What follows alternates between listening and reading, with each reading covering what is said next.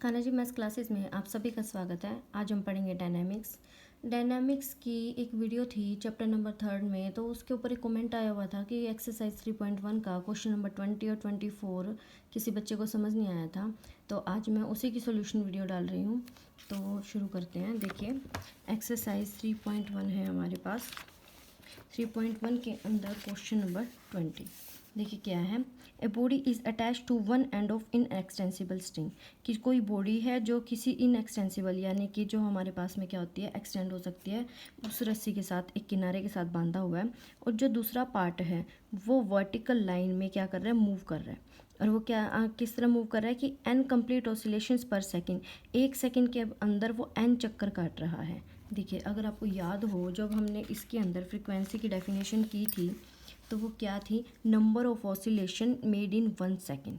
ठीक है, तो इसका मतलब क्या था कि अगर n फ्रीक्वेंसी है, इसका मतलब क्या होगा कि जो n हमारे पास कंप्लीट ऑसिलेशन होंगे एक सेकेंड के अंदर, वो जितने चक्कर काटेगा उतनी ही क्या होती है, फ्रीक्वेंसी होती है। यहाँ पे देखिए, हम जो n चक्कर काट रहा है एक सेकेंड के अंदर, जो एक्सरसाइज 3.1 का क्वेश्चन नंबर 20, फ्रीक्वेंसी हमारे पास कितनी गिवन है, n गिवन है। ठीक है, ये फ्रीक्वेंसी हमारे एन, देखिए जो हमारे पास ये रस्सी होगी, ये तो हमारे पास में क्या थी, हॉरिजॉन्टल थी, लेकिन वो वर्टिकल लाइन में बोल रहा है, वर्टिकल लाइन में वो ऐसे मूव करेगा। ठीक है, ये पॉइंट हमारे पास में जहाँ पे बॉडी फिक्स कर दी ओ पॉइंट है, और ये क्या है, रस्सी है। ये रस्सी एक बार तो क्या जा रही है, ऊपर जाती है, एक बार क्या जाती है, नीचे जाती है। इसी तरह मूव करेगी कि ये पॉइंट ओ है, ये पॉइंट सॉरी ये ए लगा लो, ये पॉइंट बी है, ये पॉइंट सी है। तो इसका मोशन कैसे होगा, ए टू बी, बी से ए से सी से ए, यानी कि वो इस तरह टू एंड फ्रो ऊपर नीचे क्या करेगी, मूव करेगी। ये ऑसिलेशन है इसके अंदर, सिंपल हार्मोनिक। अब की बार हॉरिजॉन्टल ना होकर वर्टिकल है। ठीक है, तो और वो क्या कर रहा है कि एक सेकंड के अंदर कितने चक्कर काट रहा है, एन चक्कर काट रहा है, तो फ्रीक्वेंसी क्या हो जाएगी, एन हो जाएगी। जो फ्रीक्वेंसी होती थी हमारे पास वो क्या होती थी, 1 में टाइम पीरियड, फ्रीक्वेंसी एन है, टाइम पीरियड क्या होता है, 1/में 2 म्यू, सॉरी जो हमारे पास में रूट म्यू बाई 2 पाई होता था, 2 पाई बाई रूट म्यू। तो यहाँ से हमारे पास में क्या हो जाएगी, root mu by 2 pi is equal to n, ये वैल्यू आ गई। अगर रूट म्यू की वैल्यू निकालूंगी तो मैं क्या बचेगी, 2 पाई एन, और अगर म्यू की निकालूंगी तो 4n² पाई स्क्वायर। फ्रीक्वेंसी के फॉर्मूले से हमने क्या कर दी, म्यू की वैल्यू फाइंड आउट कर ली। अब वो देखिए नेक्स्ट लाइन में क्या बोल रहा है। इसको अनलेस वाली चीज़ को ना समझने में बच्चों को बहुत दिक्कत होती है, ध्यान से देखना। वो कह रहा है कि रस्सी टाइट नहीं होगी ड्यूरिंग द मोशन के दौरान जो रस्सी है वो टाइट नहीं रहेगी, अनलेस जब तक कि n² less than g/4 pi square A ना हो जाए। अगर n² less than g/4 pi square हो जाता है तो रस्सी क्या हो जाएगी, टाइट हो जाएगी।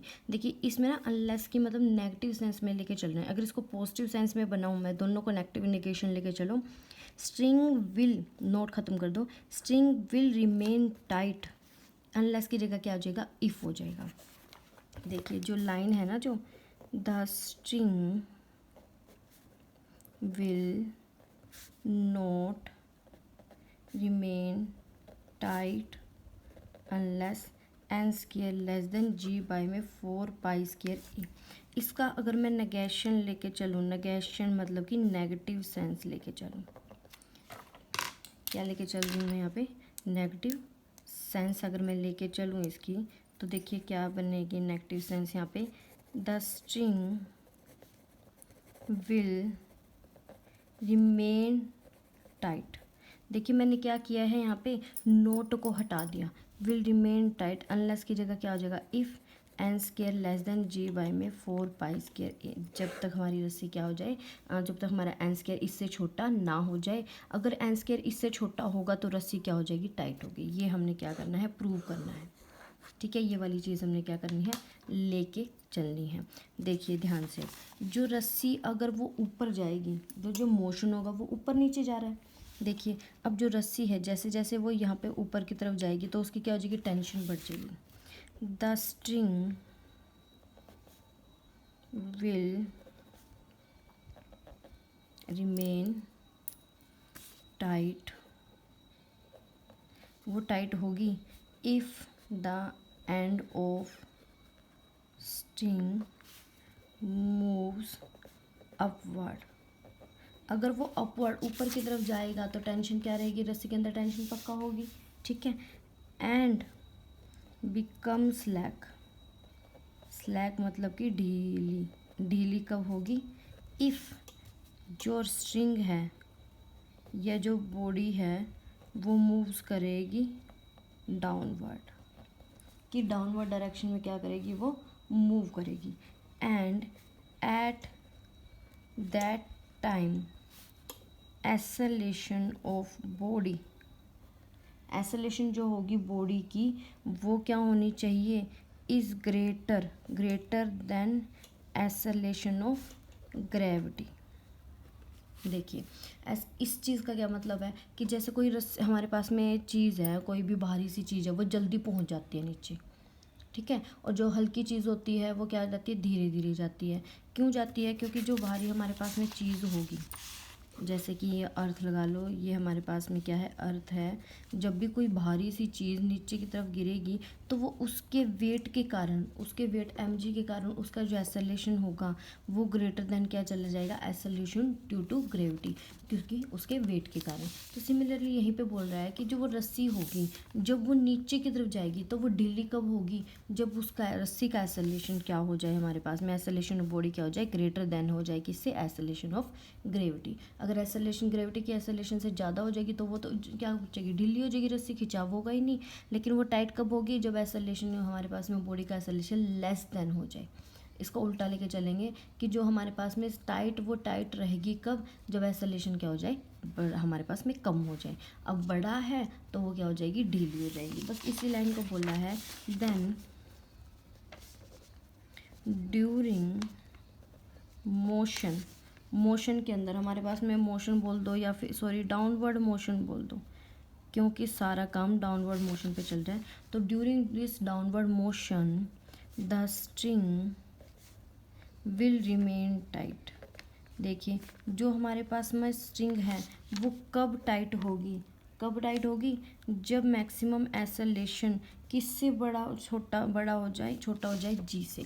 देखिए जब जैसे जैसे अगर वो जितनी वजन उसके अंदर ज़्यादा होगा या वो उसका एक्सेलरेशन ज़्यादा हो गया बॉडी का, तो वो उतनी ही जल्दी नीचे पहुंचेगा, रस्सी ढीली हो जाएगी। लेकिन रस्सी टाइट कब करेगी, जब maximum acceleration of body less than क्या हो जाए, जी हो जाए।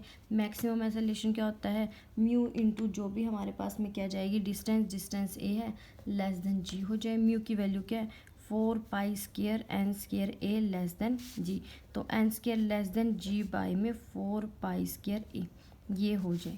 क्योंकि देखिए मैक्सिमम एक्सेलरेशन अगर आपको ध्यान हो ओ, ए और बी, तो जो मैक्सिमम एक्सेलरेशन होता था वो हमारा किस पे होता था, मेन पोजीशन पे ओ पे होता था। और ये एम्पलीट्यूड कितना होता था हमारे पास में, एम्पलीट्यूड हम क्या लेके चलते थे, ए।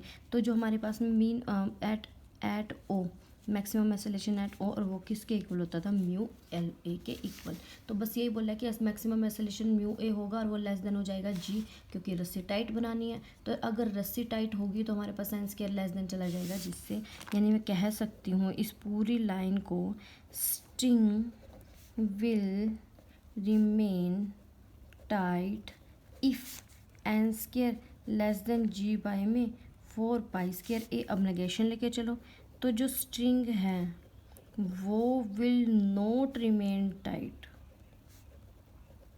टाइट नहीं रहेगी जब तक कि क्या होना हो जाए, जब तक n² less than g by में 4π² a ना हो जाए। अनलेस मतलब कि जब तक, अनलेस मतलब जब तक कि ये ना हो जाए तब तक वो टाइट रहेगी, टाइट नहीं रहेगी। और अगर ये हो जाता है तो रस्सी क्या हो जाएगी, टाइट हो जाएगी। ये था आपका क्वेश्चन नंबर 20। नेक्स्ट मेरे पास आई है क्वेश्चन नंबर 24 की प्रॉब्लम। देखिए 24 क्वेश्चन क्या है, ए पार्टिकल रेस्ट इन इक्विलिब्रियम, कोई पार्टिकल है जो इक्विलिब्रियम के अंदर रेस्ट कर रहा है under the attraction of 2 forces, 2 forces के अट्रैक्शन के। यानी कि हमारे पास में 2 पॉइंट्स दिए गए हैं, उनके बीच में उनका सेंटर गिवन है, और हमारे पास में फोर्स क्या, फोर्स ऑफ अट्रैक्शन है। Which attract directly as distance, यानी कि जो फोर्स है वो डिस्टेंस के क्या कर रहा है, वेरी कर रहा है।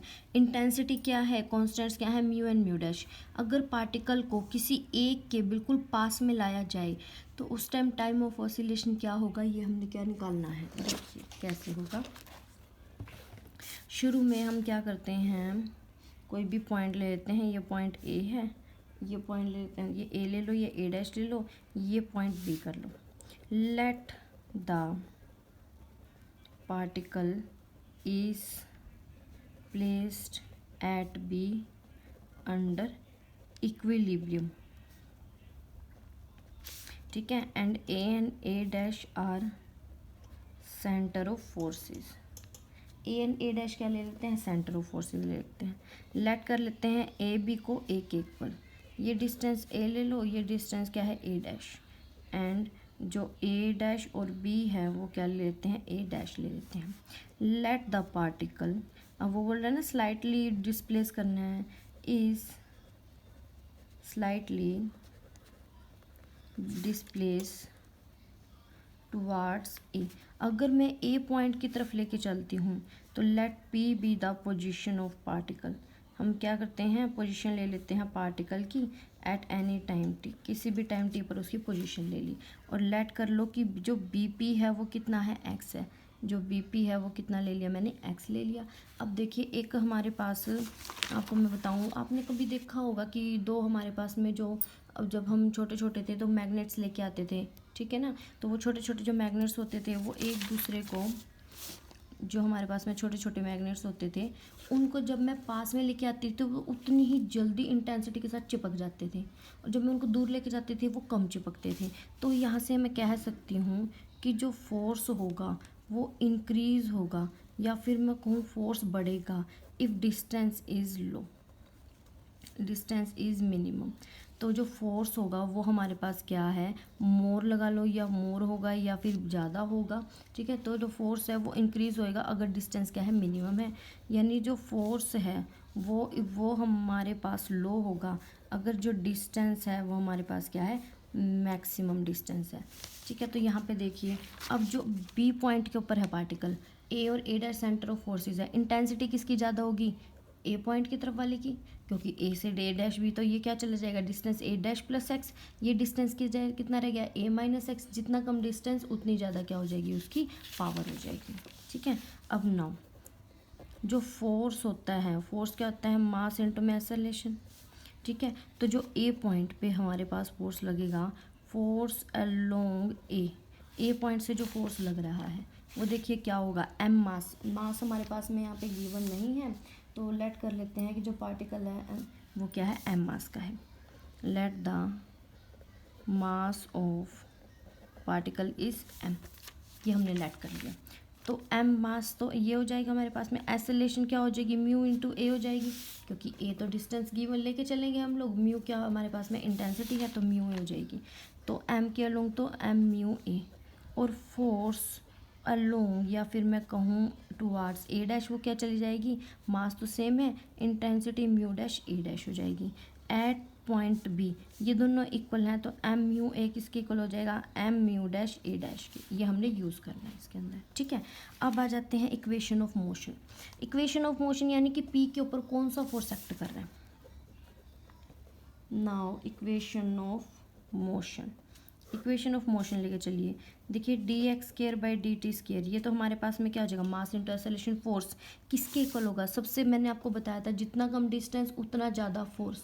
तो सबसे कम डिस्टेंस कौन सा है, किसका है, ए पी का, यानी जो हमारे पास में ए पॉइंट के अलोंग लग रहा है, तो वो क्या हो जाएगी, एम म्यू, डिस्टेंस क्या हो जाएगा, ए माइनस एक्स, क्योंकि ए पी बचेगा और ए पी कितना है, ए माइनस एक्स है।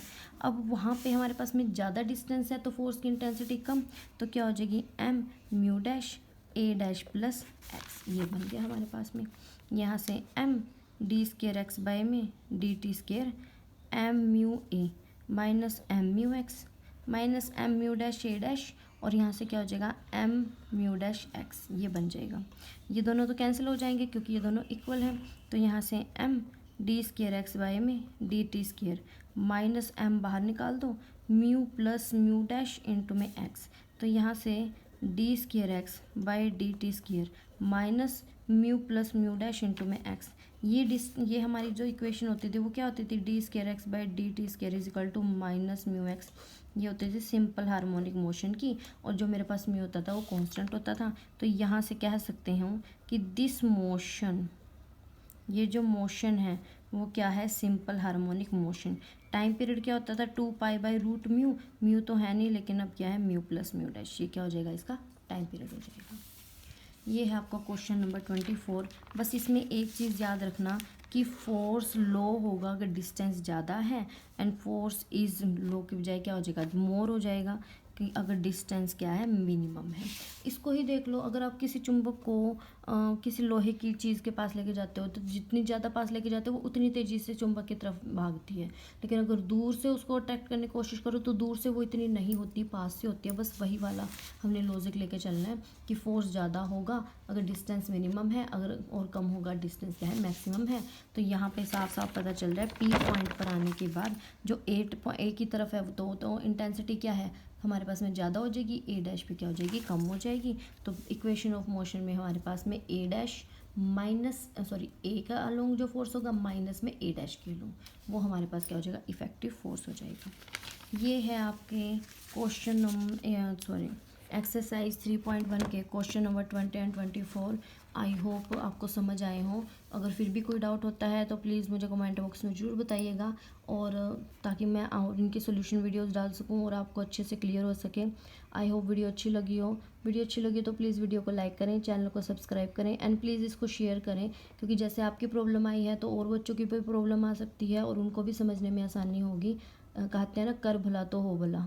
जितना आप शेयर करोगे उतना आप दूसरों का भला करोगे और बाकी आपका भी भला होगा। Thank you so much.